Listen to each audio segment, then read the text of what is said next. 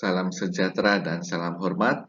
Oke, kembali lagi kepada channel Cikgu. Oke, untuk Cikgu berkongsi bahan pengajaran pada video kali ini. Oke, so hari ini seperti biasa, Cikgu akan berkongsi pengajaran untuk Sijil Buku Sidang Malaysia (SBM) atau Sijil Kemahiran Malaysia bagi tahap 3. Okey, Cikgu akan berkongsi untuk mata pelajaran perakaunan, dan pada hari ini Cikgu akan berkongsi untuk topik C04 iaitu Cash and Bank Transaction. Okey.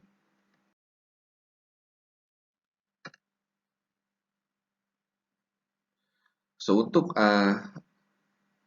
video pada hari ini, Cikgu akan berkongsi tentang work activity pertama, iaitu mengenal pasti terminologi tunai dan bank.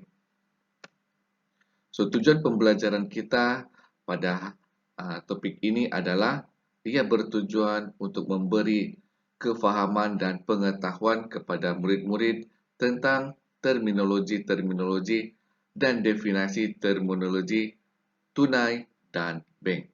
Okey. So, apakah itu terminologi? So, murid-murid kena faham dahulu apakah maksud terminologi ini. So, terminologi ini ialah satu kumpulan kata khusus yang berkaitan dengan sesuatu bidang atau ilmu.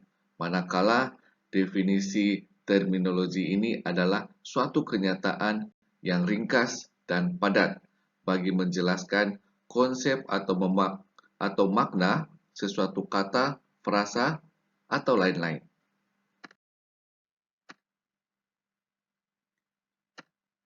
Terminologi tunai dan bank. So, murid-murid akan melihat apa itu terminologi tunai dan apa yang terlibat dalam terminologi bank. So, dalam terminologi tunai dan bank ini, yang pertama kita ada tentang buku. Okey. Dalam buku ini kita ada buku kawalan bank, buku tunai, buku kawalan tunai runcit. Untuk dari sudut bank, kita ada penyata bank. So, dalam penyata bank ni kita akan ada charge bank, deposit, faedah. So, dan ketiga adalah overdraft. So, ketiga-tiga benda ini adalah terminologi atau bahan-bahan yang terdapat dalam tunai dan bank.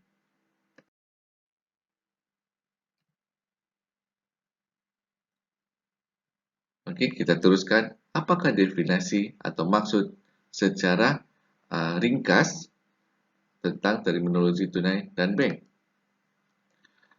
So, dalam buku, kita sudah nampak tadi adalah buku kawalan bank. Apakah buku kawalan bank ini? So, buku kawalan bank ini disediakan oleh kerani akaun bagi sesebuah perniagaan untuk mengenal pasti aliran kemasukan dan pengeluaran wang yang melibatkan urusan di bank dan bagi setiap urus niaga yang telah berlaku. So, ini adalah contoh urus niaga buku kawalan bank. Okey, seperti yang murid-murid nampak, ada urus niaga telah berlaku, modal tambahan masuk ke debit, gaji pekerja masuk di kredit, so ada baki. So, ini adalah contoh buku kawalan bank.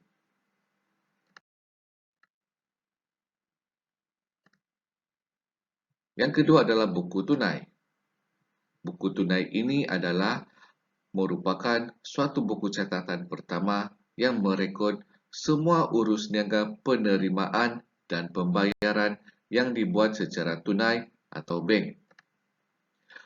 Selain itu juga, buku tunai ini sebenarnya adalah gabungan akaun tunai dan akaun bank. Oleh itu, apabila buku tunai dibuka, akaun tunai dan akaun bank tidak perlu lagi disediakan. Okey. Buku tunai juga memainkan peranan sebagai buku catatan pertama dan juga sebagai ledger. Okey, semua urus niaga yang telah dimasukkan ke dalam buku tunai ini tidak perlu lagi dicatatkan ke dalam mana-mana jurnal yang lain. So, ini adalah cara penulisan buku tunai. Okay? So, debit adalah sesuatu urus niaga yang kita menerima tunai atau bank. Kredit pula sesuatu pembayaran dalam urus niaga dari segi tunai atau bank.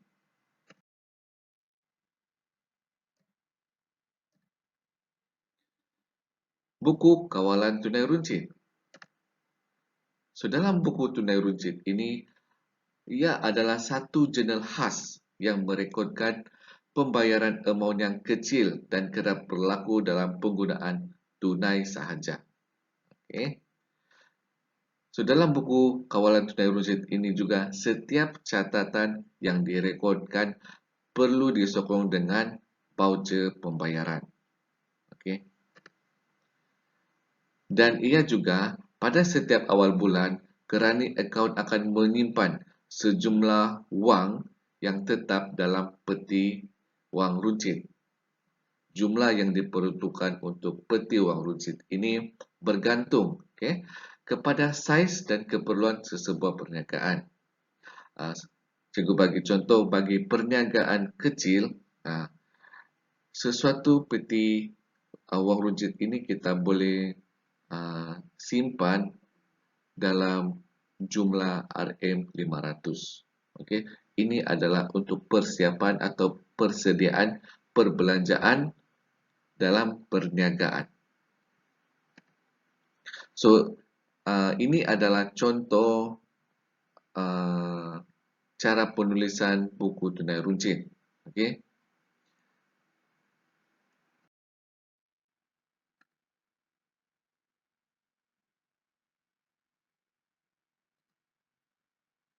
Kita teruskan dalam penyata bank. So, penyata bank yang sudah cikgu mention tadi adalah penyata yang dihantar oleh pihak bank pada setiap akhir bulan kepada pelanggan atau peniaga yang membuka akaun semasa, akaun bank di bank. So, penyata bank ini ialah suatu rumusan urus niaga antara bank dengan pelanggan yang mempunyai akaun semasa dalam tempoh 1 bulan. So, dalam penyata bank ini, setiap hujung bulan atau setiap 1 bulan, pihak bank akan menghantar satu penyata bank kepada pelanggannya untuk merumuskan setiap bulan punya urus niaga. So, ruangan debit direkod segala pembayaran tunai dan perniagaan. Ruangan kredit pula rekod segala penerimaan tunai dalam perniagaan.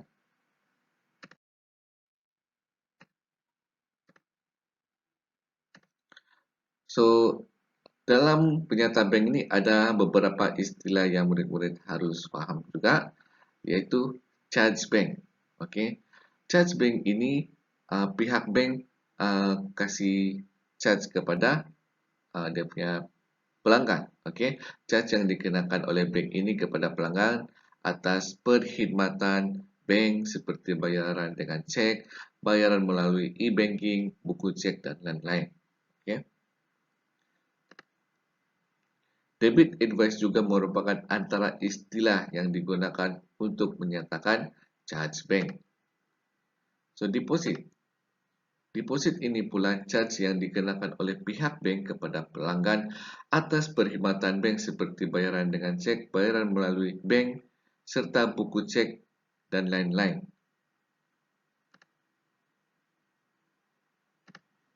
So, faedah ini adalah atau interest ialah yuran yang dibayar oleh peminjam, peniaga,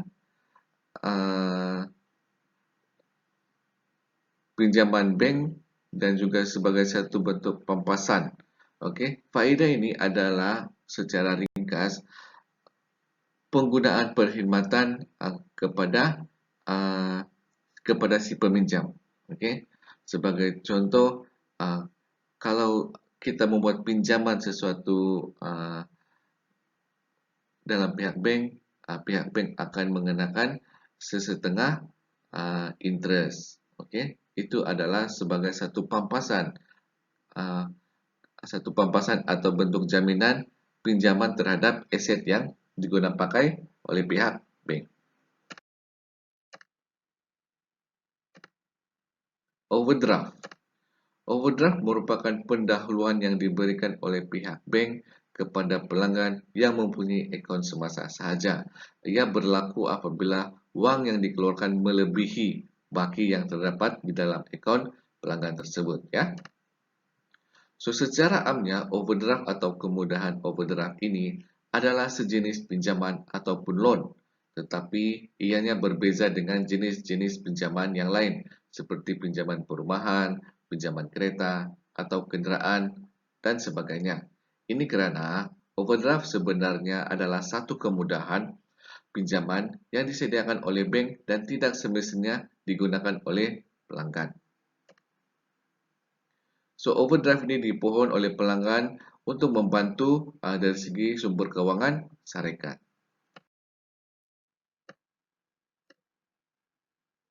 Persamaan overdraft dengan jenis pinjaman yang lain ialah kemudahan ini dikenakan faedah. Faedah biasanya diletakkan berdasarkan BLR atau Base Lending Rate. Base Lending Rate ini merupakan kos untuk bank memberi pinjaman kepada pelanggan mereka. Ciri-ciri overdraft mesti digunakan bersama akaun semasa dan menggunakan kemudahan cek. Lazimnya, ia memerlukan cagaran sama ada dalam bentuk hartanah atau dalam simpanan tetap. Jumlah overdraft yang diberi bergantung kepada nilai cagaran dan juga kekuatan keuangan pelanggan itu sendiri. So, kadar faedah overdraft juga bergantung kepada ketetapan perjanjian, yaitu sama ada kadar faedahnya berdasarkan beberapa faktor. Yang pertama, flat rate, monthly rate, atau daily rate. Ini faedah bergantung kepada perjanjian yang telah ditentukan pihak bank dan juga pelanggannya. So, kelebihan overdraft ini ialah satu kemudahan standby facility yang mana ia tidak menggunakan, jika tidak menggunakannya, maka Anda cuma bayar, pelanggan-pelanggan perlu bayar sedikit sahaja charge untuk mengekalkan kemudahan ini.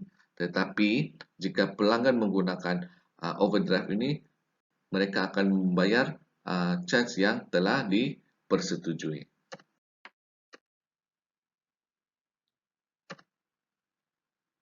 So, ini sahaja perkongsian cikgu pada hari ini. So, terima kasih dan jumpa murid-murid di video akan datang.